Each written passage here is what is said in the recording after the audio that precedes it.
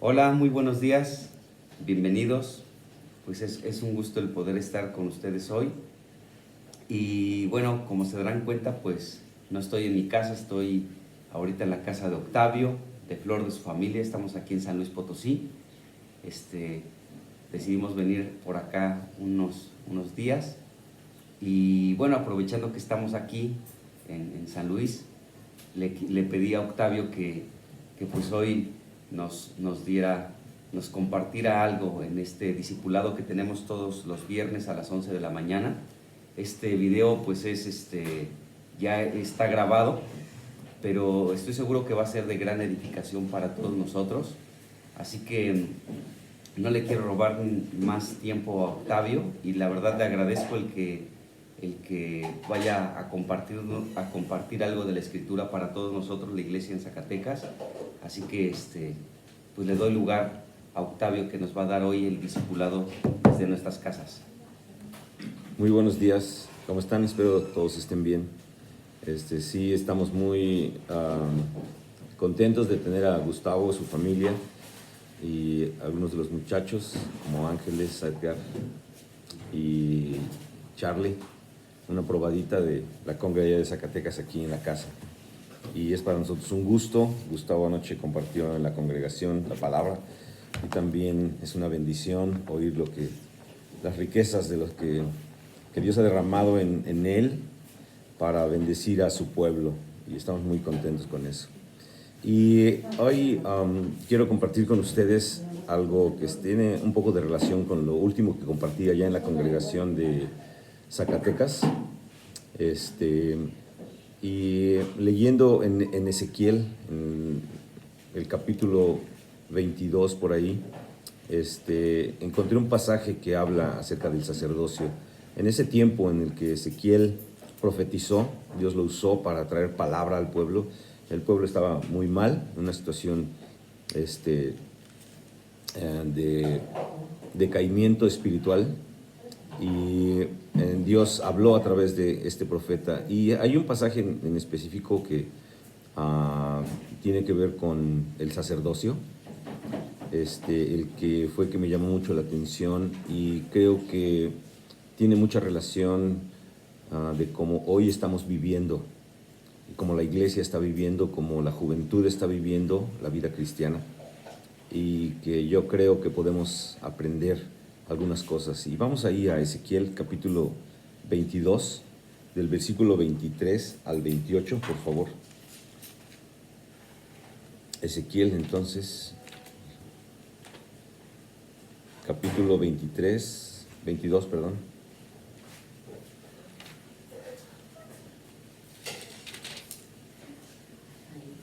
El versículo 23 al 28.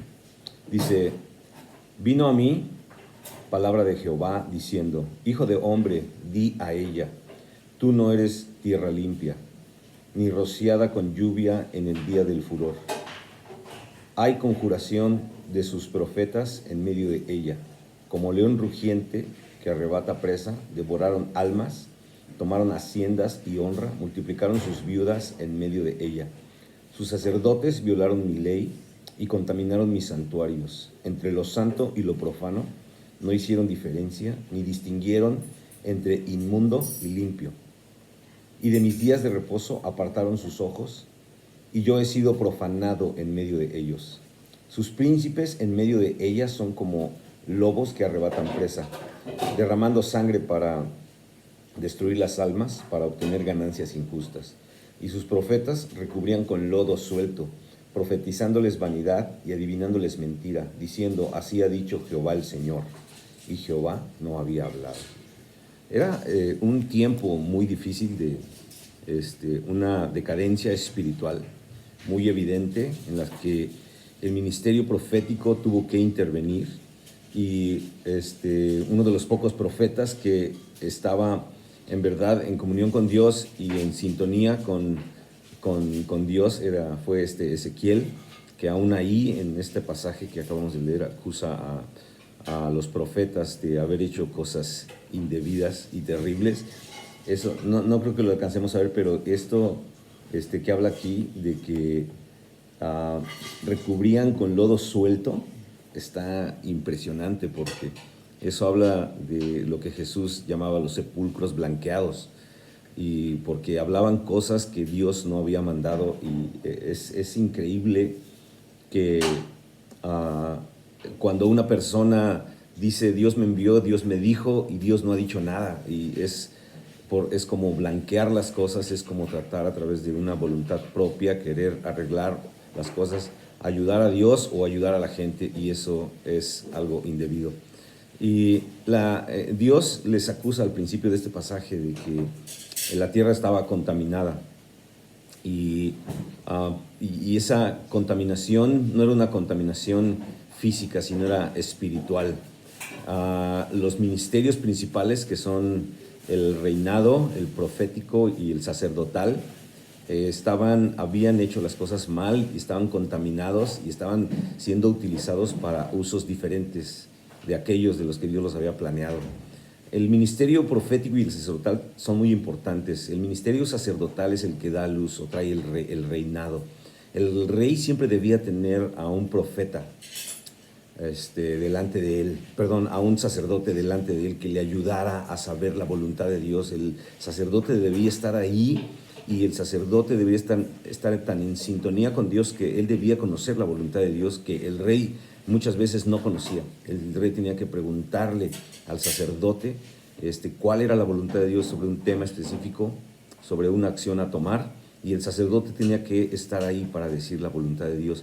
El ministerio profético se levanta cuando el pueblo está mal. El ministerio profético se levanta cuando Dios trae una palabra de reprensión o Dios quiere enmendar el camino del pueblo. Y lamentablemente todos estos, los tres ministerios que se mencionan aquí, estaban mal, habían corrompido la tierra, y ahora estaban ellos, como dice ahí el pasaje, los profetas tomaban bajo el amparo de su ministerio almas, casas, honra y cosas para ellos, ¿no? Cosas que les traían fama y que les traían riqueza y que les traían nombre y reputación, pero que pues Dios no había mandado, y que lo hacían en sus propias fuerzas y lo hacían para ellos mismos. Los sacerdotes, dice ahí, que violaron la ley, ¿no? Contaminando el santuario, y una de las cosas más tremendas es que dice, no hicieron diferencia entre lo santo y lo profano, y eso está terrible. Y este es el tema de esta meditación que quiero compartir con ustedes, acerca de la diferencia entre lo santo y lo profano, o lo santo y lo profano. Dice en ese versículo que profanaron el nombre de Dios los mismos sacerdotes, ¿no? Quienes estaban ahí para que la voluntad de Dios se entendiera, que lo que Dios quería fuera ministrado al pueblo, habían profanado. Y una definición de profanar dice: tratar algo sagrado sin el debido respeto, o aplicarlo para usos profanos, o sea, para usos malos, para usos no santos. Y es lo que los sacerdotes habían hecho con su ministerio, con todo lo que Dios les había encargado que hicieran. Ellos no hicieron diferencia entre lo bueno y lo malo, y vivieron para sí mismos y se hicieron de cosas utilizando su ministerio y utilizando la posición que Dios le había dado. Y esto es lo que Dios les acusa cuando les habla de que profanaron su nombre, porque cuando nosotros hacemos algo en contra de lo que Dios nos ha dicho que hagamos, que lo hacemos de manera opuesta o no obedecemos como Él quiere, nosotros estamos profanando aquello que nos fue puesto en nuestras manos, ¿no?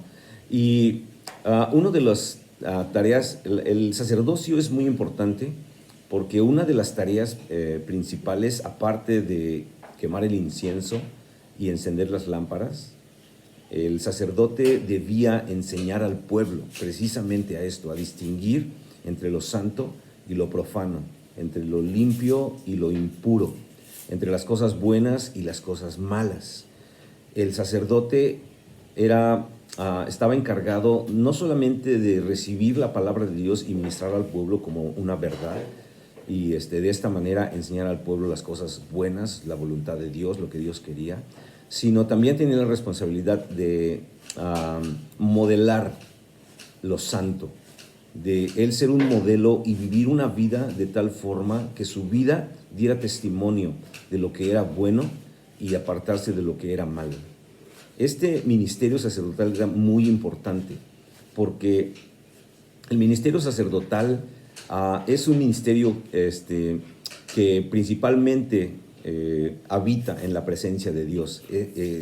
La labor principal es estar y conocer y habitar en la presencia de Dios siempre. ¿Para qué? Pues para conocer su voluntad, para que el mismo sacerdote fuera un ejemplo de aquello que Dios estaba diciendo, de aquello que Dios mandaba y de aquello que Dios quería que se hiciera. Y eran responsables de enseñárselo de esta manera al pueblo. Ahí adelantito en Ezequiel 44, 23, vamos a ver cómo Dios le da esta tarea al sacerdocio. Ezequiel 44, 23, dice así. Está mencionando aquí algunos de los deberes del sacerdote. Yo les recomiendo que lean esas cosas que tenían que hacer los sacerdotes. Y dice, y enseñará a mi pueblo a hacer diferencia entre lo santo y lo profano, y les enseñará a discernir entre lo limpio y lo no limpio. Aquí en este pasaje, Dios está hablando acerca de las labores del sacerdote y las responsabilidades, y una de ellas era esta. Dios le dio al sacerdocio la responsabilidad de enseñar al pueblo a distinguir entre lo que es santo y lo que es profano, entre lo bueno y lo malo. Lamentablemente en este momento estos sacerdotes pues no estaban haciendo eso, al contrario, todo lo que mejor les parecía, eso es lo que hacían, y lo que más ganancia les daba es a lo que se dedicaban. Y eso no solamente es corromper lo que Dios, el mandamiento de Dios, lo que Dios les había encargado, sino también corromper al pueblo, hacer que el pueblo fuera en la dirección opuesta a lo que Dios quería. Y en este pasaje, como ahorita mencioné, se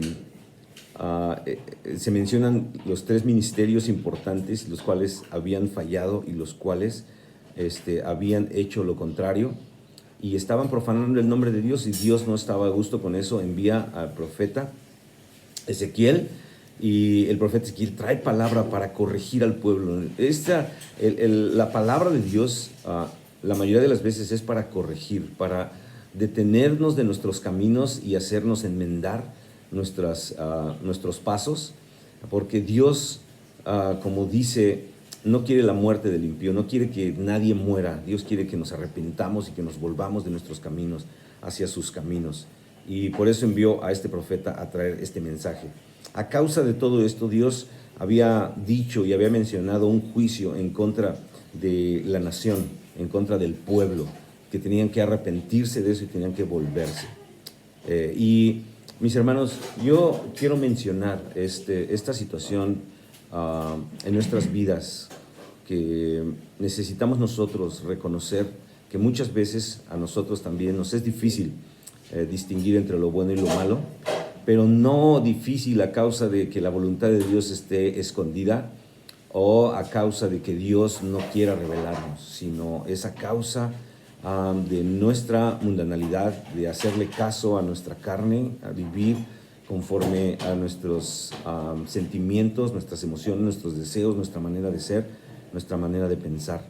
Muchas veces cuando vivimos nuestra vida en las cosas del mundo, cuando nos rodeamos de las cosas del mundo, nosotros vamos a terminar viviendo una vida natural, una vida así en lo normal, en las cosas de este mundo, y en un momento dado en nuestra vida nos vamos a dar cuenta de que nos hemos deslizado y nos hemos perdido y estamos viviendo nada más de acuerdo a lo que la cultura y lo que la sociedad dicta, y no estamos ejerciendo este ministerio sacerdotal que tenemos, porque la Biblia dice que nosotros somos sacerdotes. La Biblia nos enseña ahí en una de las cartas de Pedro y en Apocalipsis que Dios nos hizo un reino de sacerdotes, es decir, somos sacerdotes y como sacerdotes tenemos deberes sacerdotales, y esos deberes nos son conferidos, nos son heredados del sacerdocio arónico, del sacerdocio de Aarón. Nos fueron heredados porque esas cosas que Dios empezó ahí no terminaron cuando el sacerdocio cesó. Dios, Cristo nos hizo sacerdotes al servicio de Dios, y esos deberes nos son conferidos ahora, pero en una mejor realidad, según Hebreos, que aquello solamente era una sombra. La verdad, el verdadero ministerio lo tenemos nosotros. Cristo lo consolidó y nos lo heredó a nosotros, y ahora nosotros tenemos esa responsabilidad. Nuestra responsabilidad es conocer y saber distinguir entre lo bueno y lo malo, entre lo santo y lo profano. Tenemos la responsabilidad no solo de orar y abrir las escrituras y leer la palabra y habitar en la presencia de Dios y vivir en ella y conocer la presencia de Dios y deleitarnos en ella, sino aprender a distinguir entre lo santo y lo no santo, y enseñar a los demás a distinguir entre ellos también, porque siempre habrá alguien a quien nosotros podamos influir con nuestra vida, siempre. Y ya sea que estemos nosotros en la carne, vamos a enseñarle eso, o estemos en el Espíritu y podamos enseñarle estas cosas que se aprenden en la presencia de Dios. Siempre hay alguien a quien podemos influir, siempre en el trabajo, empezando desde nuestra casa, nuestra familia, nuestros hijos, que tienen que estar bien entrenados en ese discernimiento del bien y del mal, muy bien entrenados, porque hoy en día lo malo se disfraza de bueno, de verdad. Ustedes solamente echen un ojito a las redes sociales y van a ver la cantidad de cosas disfrazadas de cosas buenas. Van a ver una cantidad enorme de personas tratando de persuadir a la juventud y a la gente de que las cosas malas ahora son muy buenas y que no hay ningún problema y que debemos de quitarnos de cosas del pasado, y lo dicen de una manera tan convincente, y lo dicen personas que son verdaderamente atractivas y que tienen mucho carisma y que tienen mucho atractivo, y que llegan a través de estas cosas a convencer a las personas de que estas cosas que Dios en su palabra habla como profanas, como malas, son algo bueno hoy en día y dignas de que todos las practiquemos y de que todos las vivamos y de que todos los hagamos. Por eso es necesario que nuestro sacerdocio esté actualizado, esté al día, y no estoy hablando de actualizaciones como en las redes sociales, como en nuestros dispositivos. Hablo de que estemos al día de vivir en la presencia de Dios todos los días sin fallar uno solo.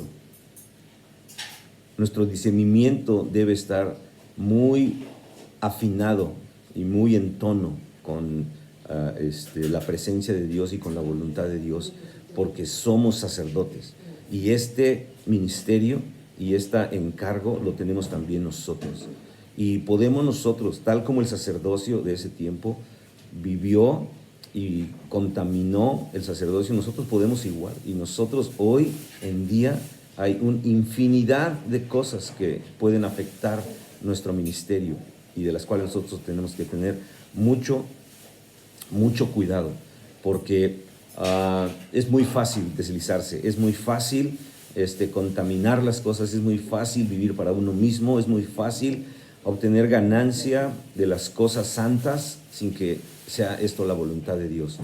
Entonces, yo creo que nuestro ministerio, este ministerio sacerdotal, es importante en la iglesia.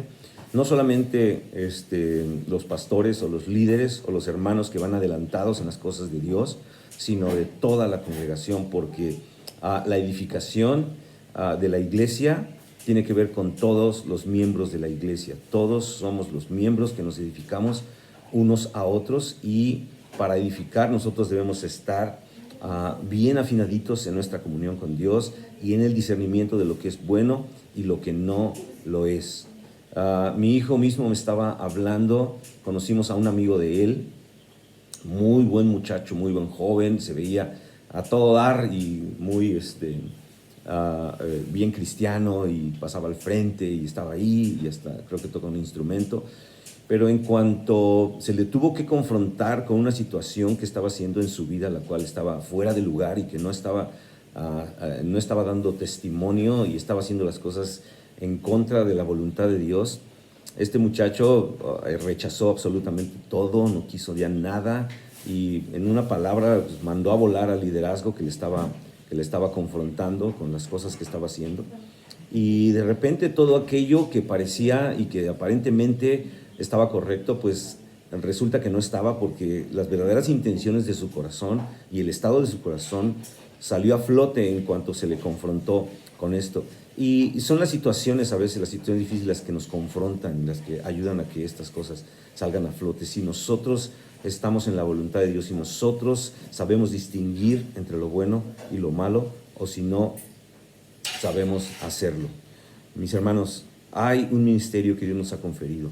Necesitamos cada uno de nosotros enseñar a nuestro prójimo en la iglesia, en nuestra casa, a distinguir entre lo bueno y lo malo. Ahora, ¿cómo nosotros podemos distinguir entre lo bueno y lo malo? ¿Cómo podemos ejercer nuestras disciplinas espirituales? Hebreos lo dice, que tenemos que ejercitar nuestros sentidos en el discernimiento del bien y del mal. Es decir, este es un ejercicio que tenemos que hacer, y que, como todo ejercicio, para obtener un fruto se necesita de disciplina, se necesita de constancia, se necesita de práctica.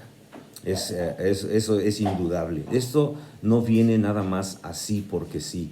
No, de repente no estás un día ahí y de repente tienes un discernimiento enorme de las cosas. No, es un ejercicio, es ejercitarse en nuestras disciplinas espirituales, en la oración, en la lectura de la palabra, en la oración conforme a la palabra de Dios, en nuestra adoración personal a Dios, en nuestra asistencia a la congregación, en nuestra participación en las actividades que se están haciendo, en la adoración, en la palabra, en la oración, sobre todo en la oración congregacional, que es muy importante. Estos ejercicios ayudan verdaderamente a ejercitar nuestro discernimiento entre lo bueno y lo malo, entre lo santo y lo profano. Por eso es necesario que todos nosotros dediquemos nuestra vida, que yo recomiendo siempre, no pongas la vida de iglesia y todo lo que tiene que ver con Dios como una actividad en tu vida. Más bien, pon las actividades de tu vida alrededor de las disciplinas espirituales, alrededor de lo que hace la congregación. Involucrémonos en ella, en todo lo que se hace, y estemos atentos a lo que se hace, y porque eso va a ayudar mucho a ejercitar nuestros sentidos en el discernimiento del bien y del mal, como lo dice Hebreo. Júntate con los cristianos. Yo no estoy de acuerdo en que muchas veces los jóvenes, sus mejores amigos, son personas no cristianas. Eso no es ninguna buena influencia para tu vida, y eso no te ayuda a discernir. Al contrario, te ayuda a menospreciar mucho las cosas de Dios, te ayuda a cuestionar la voluntad de Dios y los caminos de Dios. Por eso yo te recomiendo que tengas amigos y que tengas amistades y convivas con gente de la congregación, no importa que sean menores o que sean mayores. Eso no, de verdad no es muy importante. Lo importante es que convivamos en la iglesia, en la familia de Dios, en la familia que Dios nos dio, estemos ahí y que participemos en lo que podamos, y que que nuestra vida esté organizada alrededor de lo que se hace en la iglesia. Eso es muy importante, que tu vida de oración es importante también para aprender a discernir. Ahí en tu vida de oración tú vas a comprender qué es lo que Dios quiere. Aún tu vida misma, cuando hay cosas que tienen que ser removidas, ahí mismo van a ser expuestas, y ahí Dios te va a ayudar a ser transformado y a ser cambiado. La lectura de la palabra es también indispensable en esto. Conozco muchas personas que la lectura de la Biblia es como un accesorio que de repente es necesario cuando hay que preparar algo para compartirle a alguien, o para compartir algo, pues hay que usarla. Pero en verdad Cristo mismo es la palabra, Él es el verbo de Dios, y cuando nos acercamos a ella, que tiene que ser todos los días y en todo momento, aprendemos a distinguir entre lo que es bueno y lo que es malo. Y también una manera de conocer, cómo distinguir entre lo santo y lo profano, es conociendo el carácter de Dios. Eso es muy importante. Muchas veces hay personas que piensan que la Biblia no es clara en ciertas cosas que no se deben de hacer. Por ejemplo, dice, bueno, ¿por qué no podemos fumar si la Biblia no habla de que podamos fumar o no? Pues ciertamente no hay un versículo que diga no fumaréis, ¿verdad? Pero si nosotros nos vamos al carácter de Dios, si nosotros investigamos o indagamos sobre el carácter de Dios revelado en la palabra de Dios, nos vamos a dar cuenta que hay muchas cosas que, aunque la Biblia no es específica con respecto a eso, entendemos y sabemos que no van conforme al carácter que Dios ha revelado, conforme a su manera de actuar, conforme a su manera de ser. Tenemos que conocer el carácter de Dios, pero no lo vamos a conocer si no damos nuestra vida a la lectura de la palabra, si no damos nuestra vida a asistir a la congregación, a escuchar lo que Dios habla a la congregación a través de su palabra. Si no tenemos comunión con Él, no vamos a conocer su carácter, no vamos a ver cómo actúa, qué le gusta, qué no le gusta, qué le disgusta, cómo es la cosa. De verdad, muchas veces tenemos un concepto erróneo de quién es Dios a causa de que filtramos lo que dice la Biblia a través de nuestra manera de pensar, o asumimos cosas de Dios por nuestro desconocimiento y pensamos que Dios es de cierta manera. Muchas veces voy a poner un ejemplo, el ejemplo del perdón de nuestros pecados. Muchas veces pensamos que para que Dios nos perdone tenemos que tener de verdad un arrepentimiento muy sentido, o tenemos que hacer algunas cosas y demostrarle a Dios que en verdad estamos arrepentidos, que tenemos que ahora sí empezar a ir más a la congregación o leer la Biblia para que Dios nos perdone, cuando ninguna de estas cosas es cierta, porque Dios, Él dijo que le iba a perdonar nuestros pecados por su pura gracia, y que basta con que nosotros de todo nuestro corazón nos arrepintamos y recibamos ese perdón y le creamos a Él. Un hermano dijo una vez que llevamos más gloria a Dios cuando le creemos a Dios que nos perdona nuestros pecados, que cuando estamos muy conscientes y queremos un arrepentimiento muy sentido. Y yo creo que es verdad. Pero a veces nuestra mente nos dicta cosas y nosotros tendemos a creerlas. Para que eso no nos pase, necesitamos la palabra de Dios, necesitamos acercarnos a ella y descubrir ahí el carácter de Dios y lo que la Biblia dice con respecto a Dios mismo, para saber, para descubrir su carácter, para entender quién es Dios y cómo actúa, para no inventar cosas. Su carácter es muy importante, el carácter de Dios está revelado en la Biblia, y ahí vemos qué es lo que Dios quiere y lo que no quiere. Y vemos cómo Dios, en este caso del perdón de pecados, Dios es amplio, como dice su palabra, en perdonarnos, en lavarnos, en limpiarnos y en decirnos, vamos adelante, vamos a seguir. Conocer el carácter de Dios nos ayuda a saber distinguir entre lo santo y lo profano. Y una vez que nosotros sepamos distinguir, pues va a ser más fácil que nosotros enseñemos, ejerzamos ese ministerio sacerdotal que tenemos de enseñar a los demás a distinguir entre lo bueno y lo malo. Hay un pasaje que está en Primera de Juan que habla acerca del carácter de Dios y de cómo está revelado y de lo que es su voluntad y lo que Él quiere. Y en Primera de Juan, en el capítulo 2, el versículo 16 al 18, dice, el 15, vamos a leer desde el 15. Juan 2:15 dice, no améis al mundo ni las cosas que están en el mundo. Si alguno ama al mundo, el amor del Padre no está en él. Porque todo lo que hay en el mundo, los deseos de la carne, los deseos de los ojos y la vanagloria de la vida, no provienen del Padre, sino del mundo. Y el mundo pasa y sus deseos, pero el que hace la voluntad de Dios permanece para siempre. Aquí cuando dice que si alguno ama al mundo, el amor del Padre no está en él, a mí me sorprende, porque es como si Dios nos dijera, mira, es como si Dios nos diera dinero para comida, para comprar pan, y nosotros lo usáramos para comprar drogas. El amor de Dios es para amarlo a Él. Si nosotros amamos al mundo, dice, ese no es mi amor. O sea, yo no te di mi amor para que lo uses en ese amor, en amar al mundo y a las cosas de este mundo. Si tú quieres amar las cosas del mundo, lo vas a amar con tu amor humano, con tu amor limitado, pero no con mi amor. Mi amor es para otra cosa. Y exactamente, Dios nos revela ahí lo que es su carácter, que Él deposita en nosotros las cosas para que nosotros las usemos en su reino y en beneficio del conocimiento de Él. Y este pasaje habla específicamente acerca de cómo es el corazón de Dios. O sea, ámame a mí, no ames al mundo. Ese es su carácter. una de las principales cosas por las cuales Dios nos creó era para que nosotros le amáramos con todo nuestro corazón, nuestra alma, nuestra mente y nuestras fuerzas. Para eso Dios nos hizo. Y por eso aquí dice, no ames al mundo. Es decir, Dios, recuerdo la parte cuando Jesús les dijo a los que le querían cobrar el impuesto, dice, denle al César lo que es del César y a Dios lo que es de Dios. Esto es lo que Dios quiere. Dios nos revela su carácter ahí. Dios quiere que le amemos con el amor que ha depositado en nuestros corazones. Ese es su carácter. Con las cosas que Él ha puesto en nosotros, Dios quiere que le amemos. Y no quiere que amemos al mundo, porque las cosas del mundo son pasajeras y Dios es eterno. Dios está haciendo una diferencia ahí tremenda en este pasaje, ¿no? O sea, Dios está diciendo, mira, las cosas que tú quieres amar son pasajeras, pero yo soy eterno. Ama lo eterno, Dios es eterno.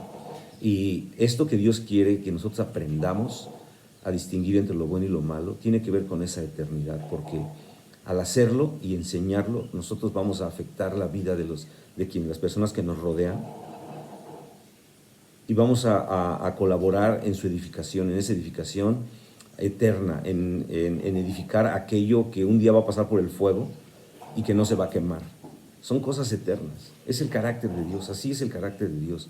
Y Dios quiere que le amemos a Él. Dios no quiere que amemos las cosas del mundo, que las desechemos y que las hagamos a un lado porque son pasajeras y porque no permanecen. Y cuando habla aquí de los deseos de los ojos, la vanagloria de la vida, y lo que hay en el mundo, los deseos de la carne, pues son las cosas que tenemos muy patentes hoy en día, ¿no? Solo basta con levantar nuestro dispositivo, encenderlo, y tenemos acceso a estos tres tipos de cosas: los deseos de la carne, los deseos de los ojos y la vanagloria de la vida. Y ahí los tenemos pero a un clic de distancia, ¿no?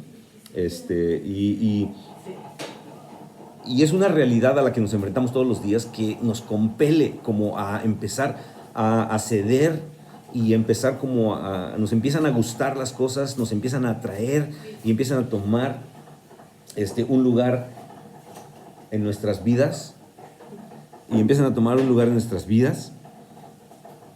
y les empezamos a conceder cierta importancia, y de repente, sin que muchas veces nos demos cuenta, ya estamos amándolas y buscándolas y queriéndolas. Y Dios dice, no, su carácter es contrario a esas cosas.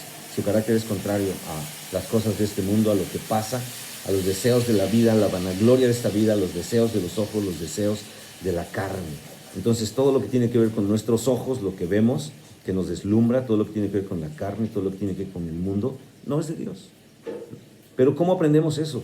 Yendo a su palabra, entendiendo su carácter, conociendo su carácter y entendiéndolo, y actuando en consecuencia a ese conocimiento.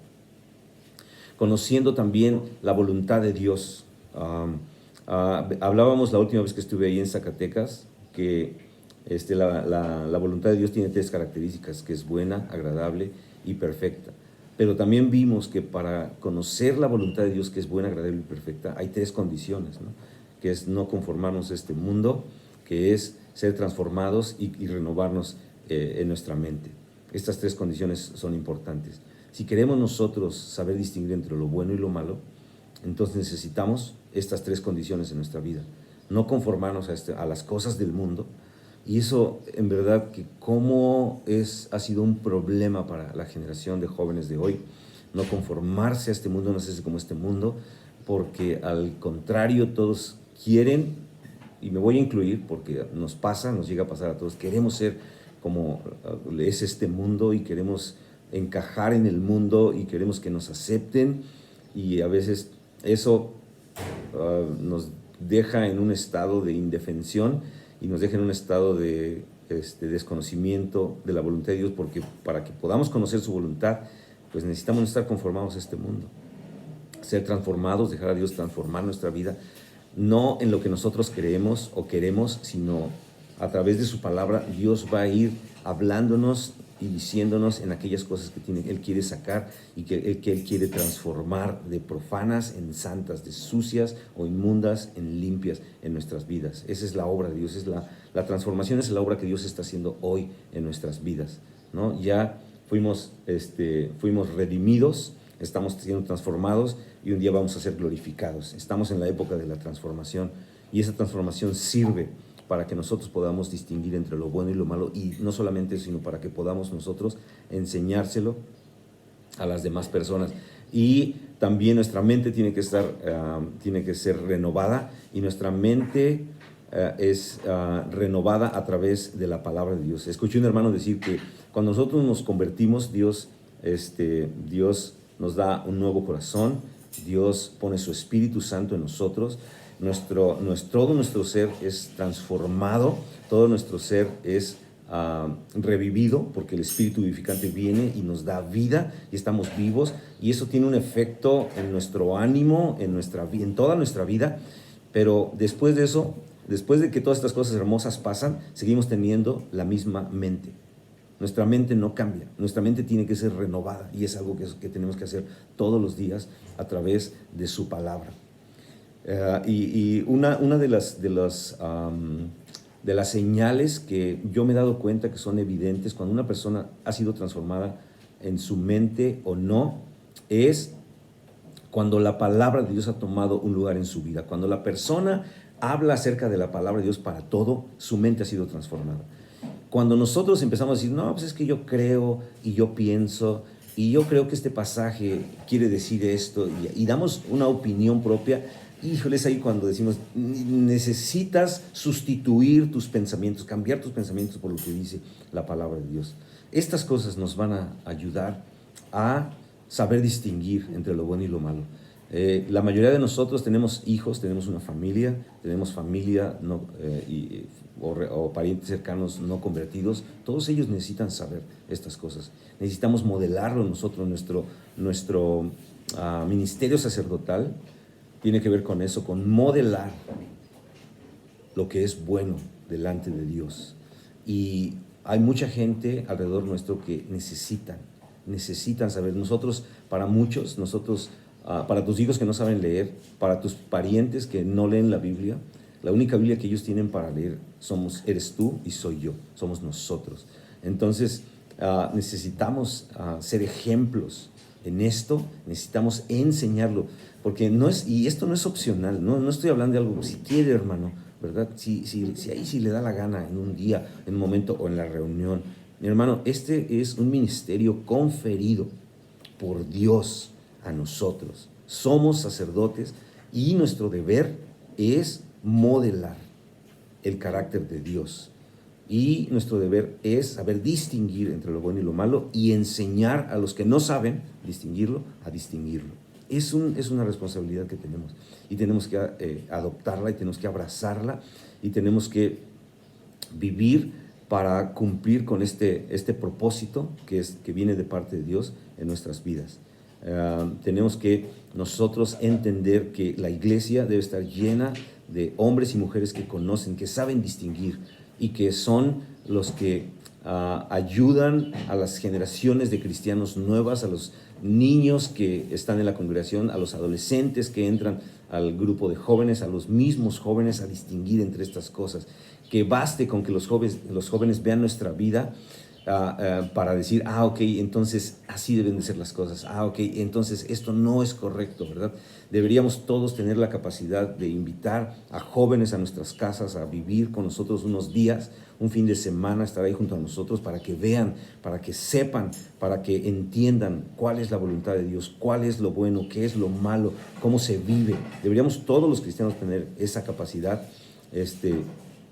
y no vivir una vida escondida, una vida así de que no vayan a mi casa porque hay cosas que sería bueno que no vieran, ¿verdad? Porque se me pegaron de Egipto y no me las he podido despegar y no le da chance, Señor, que las quite. No, al contrario, tenemos que ser cartas, ¿no?, que los demás pueden leer, y que somos herramientas útiles en las manos de Dios para hacer su voluntad. Mis hermanos, este es uno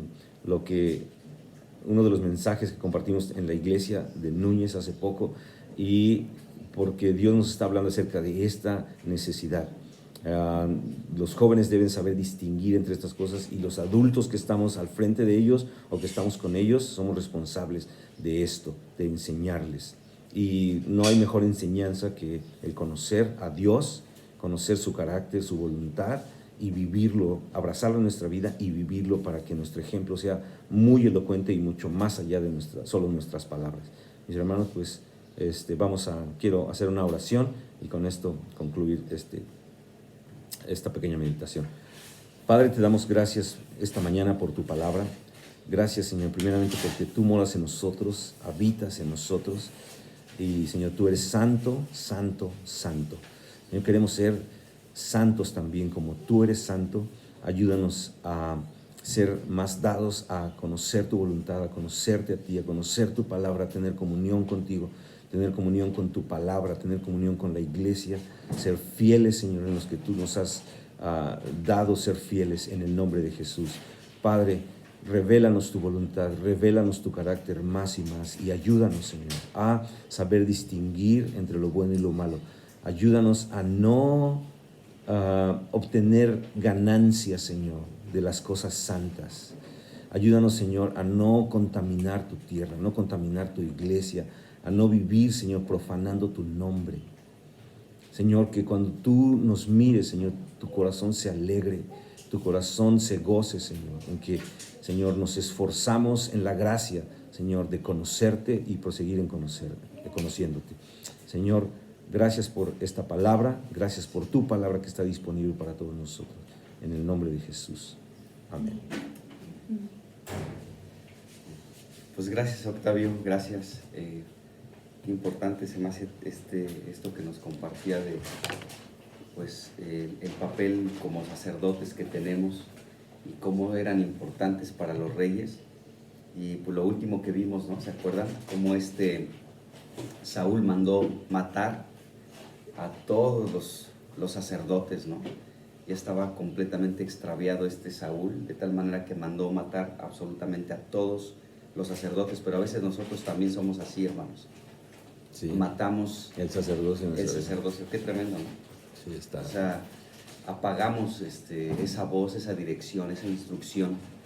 Y se me hace impresionante lo que nos compartió Octavio, también por este asunto de discernir lo santo de lo profano y cómo es tan importante para Dios. Yo no le platiqué nada a Octavio, pero cómo Dios ha insistido constantemente en que nos reunamos, que estemos juntos como iglesia, orando, buscando al Señor, no solamente los domingos en las prédicas, sino aún entre semana, porque Dios ha dispuesto pues muchos tiempos en los que podemos estar juntos como iglesia y podemos pues ejercitarnos en este discernimiento de lo santo, de lo profano, de lo bueno, de lo malo. Y el tiempo, el mundo como está, requiere, hermanos, que estemos en unidad y que estemos juntos, echando mano de aquello que Dios ha dispuesto para nosotros, tanto la lectura, la oración, el reunirnos, en fin, pues Dios nos ha dado este mensaje, hermanos, y espero que de verdad recibamos la instrucción de Dios que nos está dando. Pues les agradecemos mucho. Octavio, gracias por habernos compartido esto y nos vemos pronto, hermanos. Que Dios les bendiga. Que Dios bendiga.